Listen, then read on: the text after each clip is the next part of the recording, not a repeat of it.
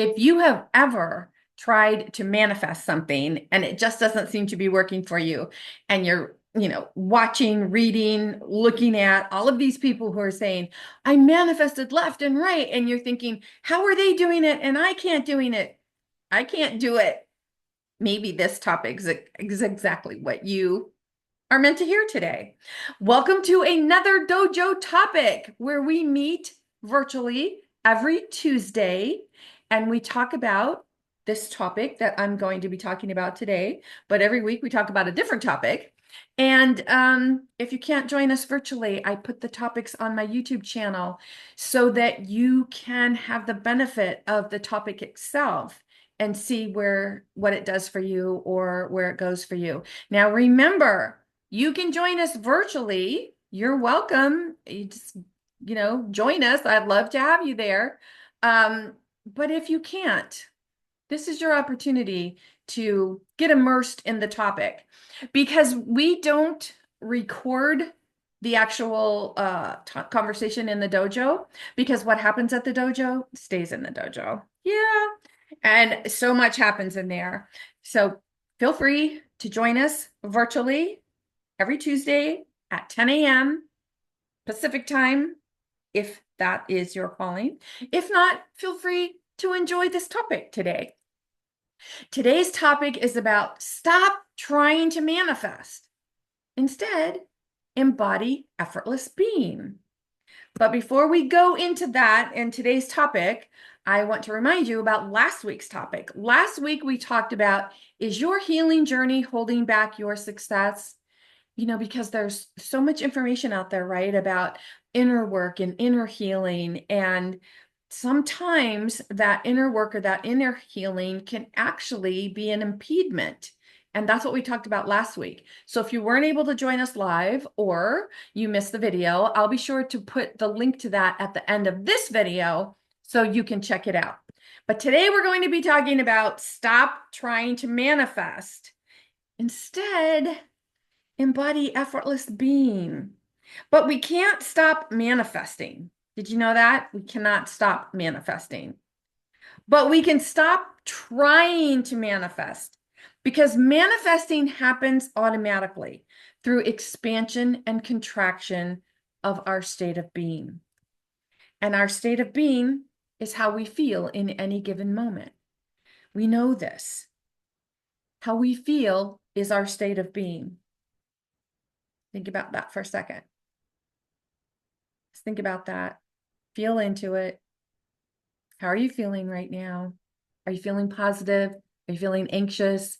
Are you feeling happy? Are you feeling sad? Are you feeling hopeful?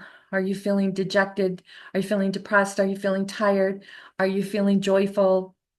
Because whatever that feeling is, that's your state of being right now in this moment.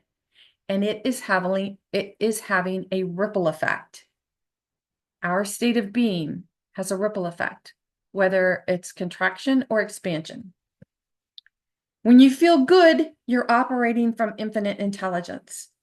And when you feel uncomfortable, you're operating from the dualistic mind. And we're going to get into that. We are born knowing we are infinite intelligence. We are awareness itself. That is who we are.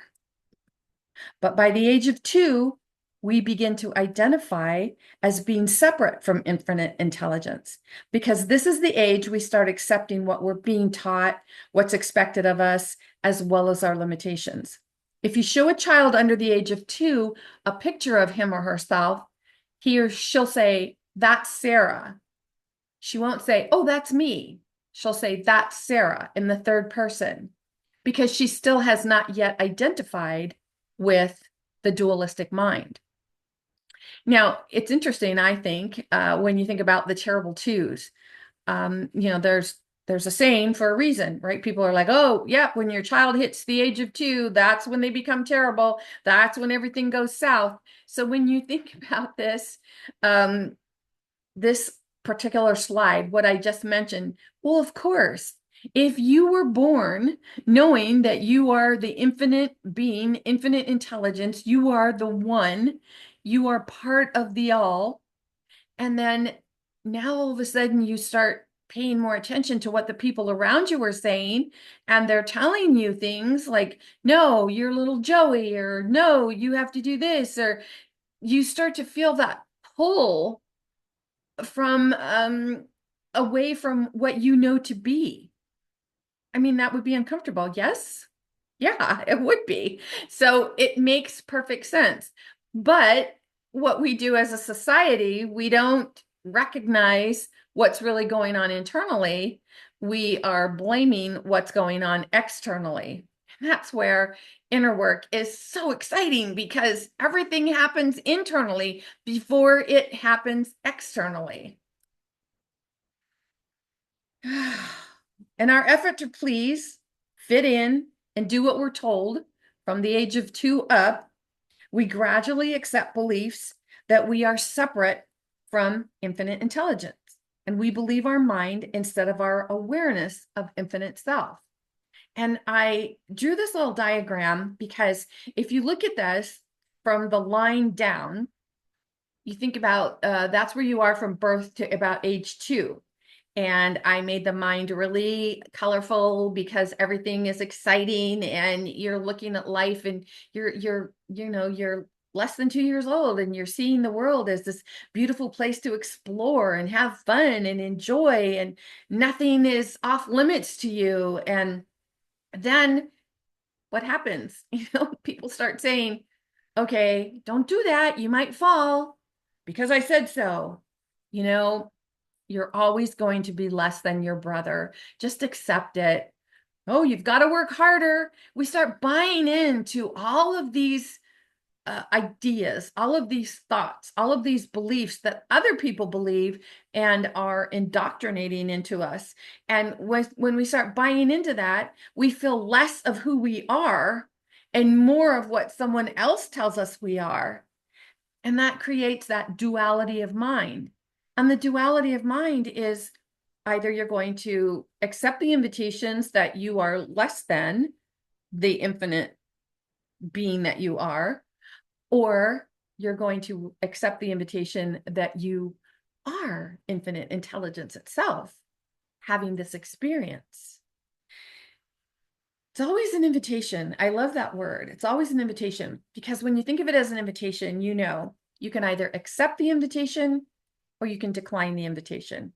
And the cool thing is, when you decline the invitation, you decline invitations enough, people stop inviting you, right? It's the same with your mind. If you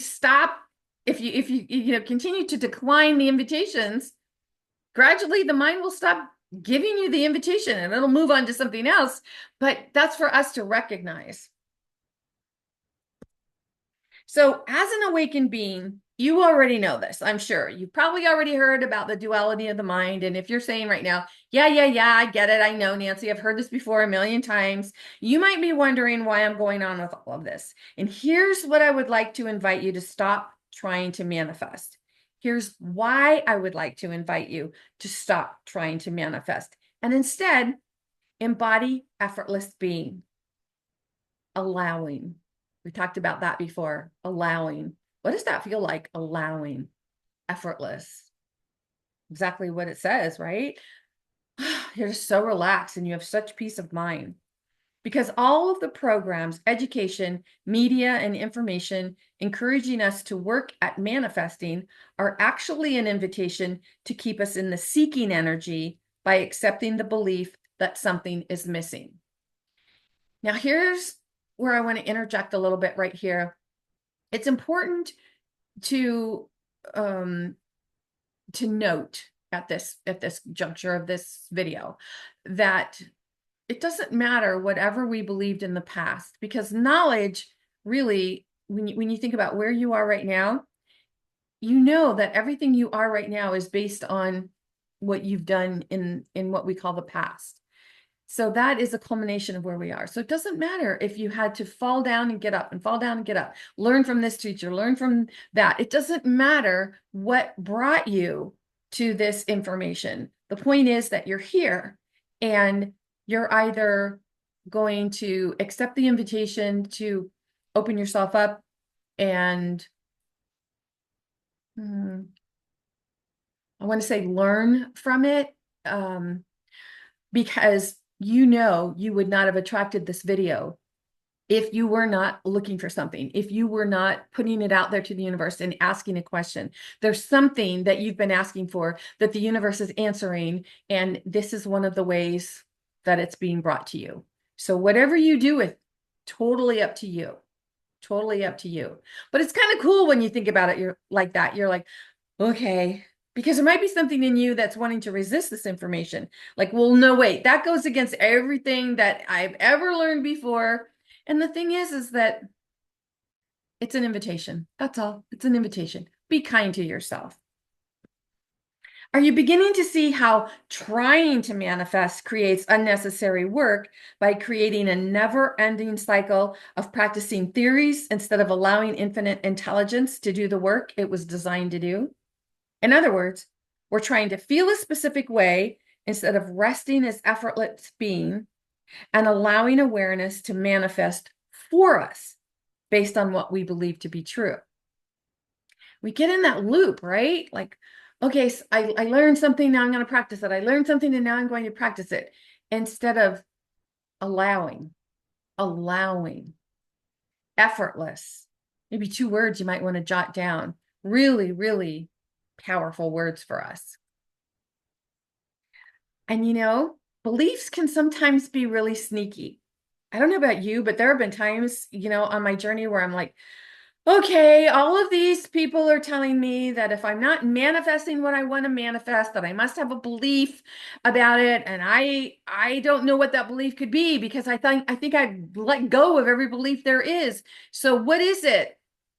And really, that's the mind. That's the duality of the mind telling you that you have not reached that level that you want to reach, or that there's efforting that needs to happen, something you need to go out there and do, something outside of yourself. But this is a really helpful tool. And when I learned this, I was like, oh yeah, this is really helpful. So our beliefs can be really sneaky. And we might think like, no, I don't believe in that anymore. But here's one of the key things that you can watch for. Pay attention to your reactions. For example, let's just say that you get an estimate on your car. Something needs to be done on your car, and you get the estimate and you're like, holy smokes, that's a lot more than I thought it was going to be. Pay attention to your reaction, because if your reaction is, I don't know where the money's going to come from to pay for this, I don't have this. Now that's an invitation to believe that this isn't going to happen for you, that there's just no way you can manifest this money that you is required to heal to fix your car. That would be efforting, right? That's what we're trying to manifest. And you say, okay, I've got to try to manifest this money. That's where you're working hard. You're looking for something outside of you. Like, who can I go borrow money from? How can I work overtime? And you're trying to figure it out from something outside of you, instead of effortlessly being and saying, okay, I saw my reaction. Now, do I want to accept that reaction, that something is going to be really, really challenging for me? Or do I want to pay attention to the awareness within me, see how I'm reacting? Where is my mind going? Where am I putting contraction and expansion energy? Where am I allowing this to go? What kind of ripple effect am I creating for myself? That's the difference there. Beliefs can sometimes be sneaky, just like I said. So the mind has 3 main modes of activity: in alignment with your infinite nature, such as intuition, inspiration, and creativity; innate intelligence, such as being organized, sensible, intelligent, and the things that come naturally to you and have just been there for you your entire life. Like maybe you've just been really highly organized and you feel like that's one of your strengths. You're like, yes, this comes so effortless to me to be highly organized. Then there's the dualistic mind, such as work harder, do more, and more efforting. For example, if you're highly organized or structured, the dualistic mind will tend to overload you with things that need to be organized. And you're over here telling yourself, it's okay, I've got it, no problem. I'm really good at this. And you're working harder and you're telling yourself, I've got it, I can do it, I can do it. But that's the mind keeping you busy, giving you more to do. And that's what creates stress and overload, overwhelm. And that's where we don't really pay attention to something that we think comes really effortlessly to us. It's like, it's okay, I've got this. That we're actually putting more on ourselves than we need to. I know for me, it was always like, oh, I can do this. It's really easy for me. Don't worry. Have you ever heard yourself say this?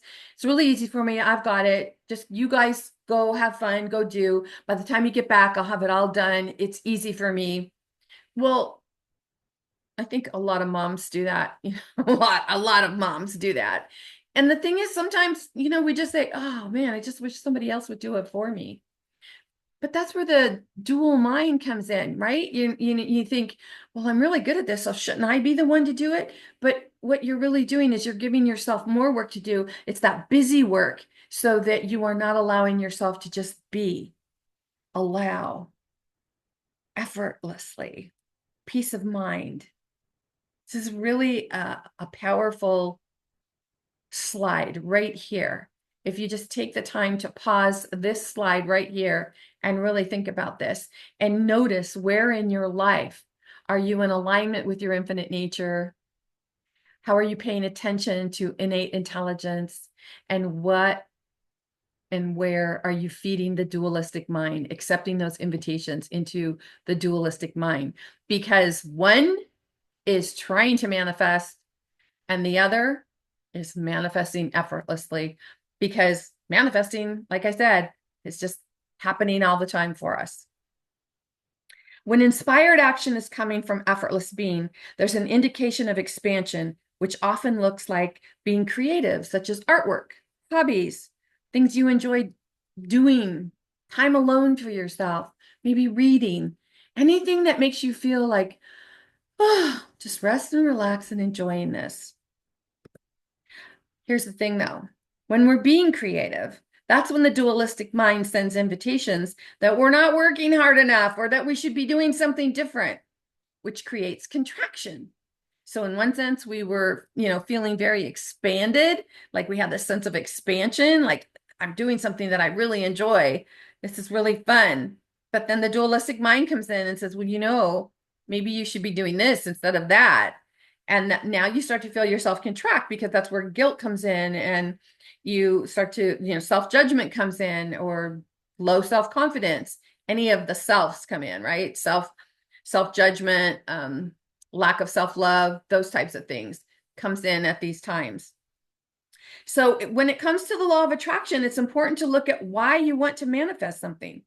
What you'll probably find is that your desire is based on scarcity and a sense of lack.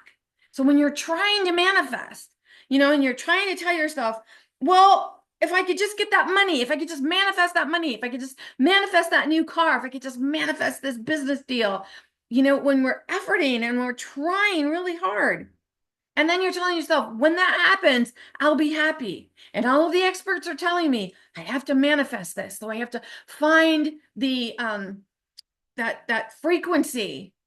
And I have to be that frequency in order to make this happen. And then when it's not happening, we go back to that slide where I talked about, where you're trying and it's just like that cycle, right?